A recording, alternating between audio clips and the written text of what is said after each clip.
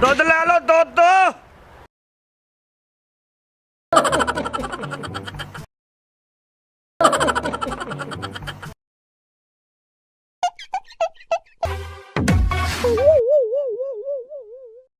लगता मैंने मुहब्बत करना चाहती।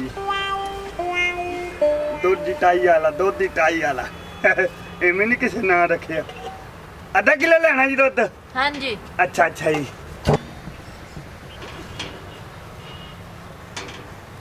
ओए होए होए यार मेरे अखियां पटाके मार दिया।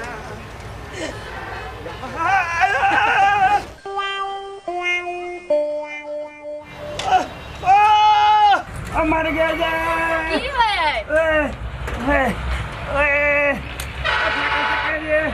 बर्तन लिया दूध ले लो। अच्छा आ लो बर्तन। अच्छा अच्छा जी दूध लेना जी। हाँ जी। अल्लाह कितना बच गया जी दूध लेने तो। ਤੁਹਾਡੀਆਂ ਦੁਆਵਾਂ ਸਿਰੋਂ ਲਓ ਜੀ ਦੁੱਧ। किन्ने पैसे? पैसे कोई नहीं फिर कर लांगे। मैं इकट्ठे कदी ਤੁਹਾਡੇ ਕੋਲ ਲੈ ਲਾਂਗਾ ਪੈਸੇ। ਉਹ ਦੁੱਧ ਲੈ ਲਓ ਦੁੱਧ।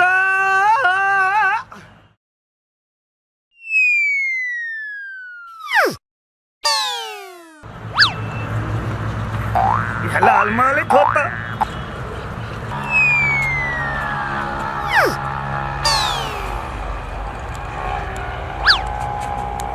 सलाम अलैकुम पुत्र, क्या हाल है? वालेकुम सलाम जी। ये तुसी निकले हो माशाल्लाह।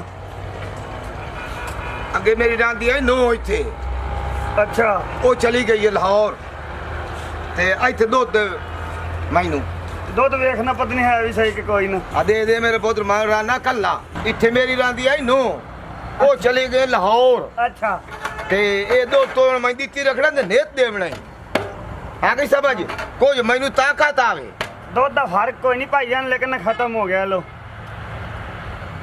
दुध कोई नहीं ते ये के बला पाई बता आ के शायद इन्ना हाथ ला खराब हो जानी, मैली हो जानी हाँ। है। दुध की टाई वाला, दुध दी टाई वाला। दुध की मैं अच्छा। ए टाई अच्छा। दुध की टाई वाला है।